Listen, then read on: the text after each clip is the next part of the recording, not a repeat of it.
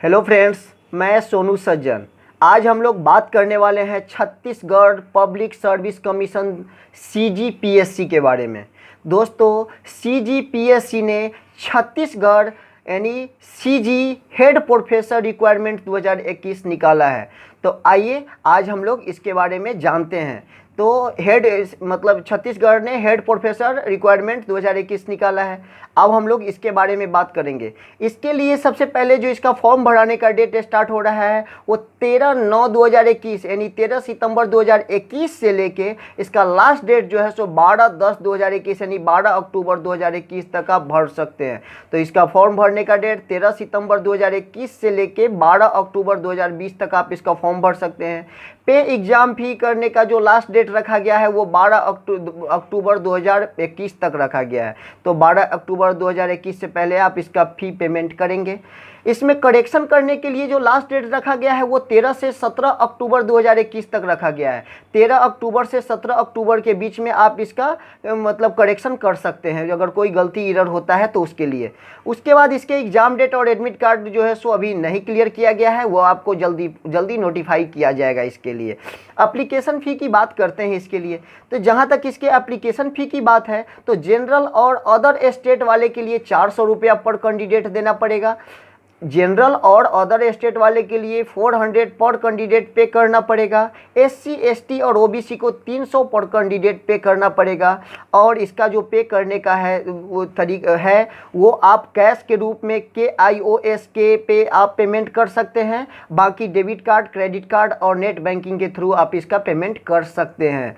आइए इसके age limit की बात करते हैं। इसके एज लिमिट की बात करते हैं तो 1/1/2021 तक मिनिमम 31 साल होना चाहिए।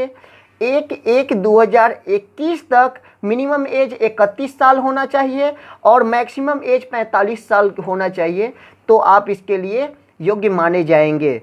इसमें बाकी जो एज रिलैक्सेशन है वो एज पर CGPSC के प्रोफेसर रिक्वायरमेंट 2021 के रूल के हिसाब से चलेगा।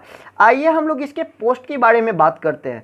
तो इसमें जो है सो टोटल 595 पोस्ट के लिए निकाला गया है, जिसमें प्रोफेसर इन वेरियस सब्जेक्ट अलग अलग सब्जेक्ट के लिए अलग अलग पोस्ट निकाला गया है। तो आइए हम देखते हैं कि किस सब्जेक्ट के लिए कितना पोस्ट पे वैकेंसी निकाला गया है। तो सबसे पहले जब हम हिंदी की बात करेंगे तो हिंदी में 64 पोस्ट के लिए निकाला गया है। इंग्लिश में 30 पोस्ट के लिए निकाला गया है। पॉलिटिकल साइंस के लिए 75 पोस्ट के लिए निकाला गया है। इकोनॉमिक्स में 51 पोस्ट के लिए निकाला गया है। सोशियोलॉजी में 57 पोस्ट के लिए निकाला गया है। हिस्ट्री में 29 पोस्ट के लिए निकाला गया है। ज्योग्राफी में 29 पोस्ट के लिए निकाला गया है। फिजिक्स में 20 पोस्ट के लिए निकाला गया है। मैथ्स में 35 पोस्ट के लिए निकाला गया है। केमिस्ट्री में 50 पोस्ट के लिए निकाला गया है। बॉटनी में 30 पोस्ट के लिए और जूलॉजी में 26 पोस्ट के लिए निकाला गया है। कंप्यूटर साइंस में 1 पोस्ट है। कंप्यूटर एप्लीकेशन में भी 1 पोस्ट के लिए निकाला गया है।